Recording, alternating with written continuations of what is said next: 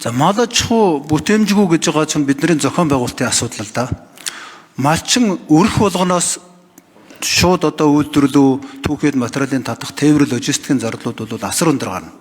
Түүнийг харин нэгдсэн тогтолцоо системд оруулж үндэсний логистикийг хийгээд эдийн засгийн бүтээмжтэй тэр тогтолцоо руу шилжүүлэх асуудал ярьж байгаа. Та энийг бас сайн судлаад үзээрэй гэдгийг бас хэлэх байна.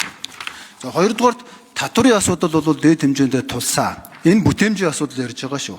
Одоо зохиолбол энэ олон жилүүдийн дотор бид нар валютын аншиг өсгöd байгаа ганцхан зүйл нь шатхуунаа дотооддоо үйлдвэрлэх болох асуудал шүү дээ. Тэгэхээр энэ татварыг одоо хэрэглээ буруулахаас илүү дотооддоо бүтээмжтэй явуулах хэрэгтэй. Тэр урсгал зардал бол үр ашиггүй байгаа нь инфляцийг нэмэгдүүлж байгаа гэдгийг хэлэх ёстой. Харин сангийн яам дээр сүүлийн үед судалгаа хийгээд урсгал зардлыг огцон буруулах хэд хэдэн хувилбар бас боловсруулсан байж байгаа. Нэлээд боломжийн хувилбарууд бас байгаа гэж харж байгаа. Та тэрэн дээр бас ажиллаж энэ урсгал зардлыг огцон буруулнаа. Ер нь энийг цаашдаа дараад дарга нэмж хариулъя. За ер нь энэ мал аж ахуйн тогтолцоо маань биш үү?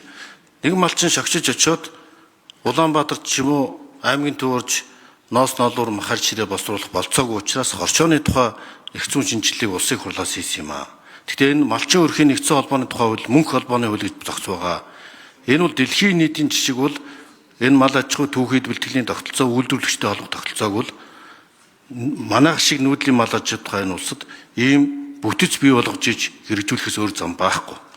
Ингэж бүтээмж дээшлгүйгээр нэг малчин угаасаа энэ онлын хувьд амаа яргацаас аж ахуй бүтээмж дээшлүүлэх болцоогүй гэдэг ийм салбар байна. Ийм учраас энэ дээр тодорхой чиглэл нь энэ хорчоож уулалт олон улсын жишгч төр хуучин нэгдлийн тогтолцоог сэргээх гэдэг юм биш. Түүхэд бэлтгэлийн тогтолцоо үйлдвэрчтэй холбогдох тогтолцоог чанар стандарт бий болгохгүйгээр үйлдвэрлэл түүн үед бэлтгэх нийлвчээ харьцаад тогтохгүй юм ч учраас шинэ хорчоо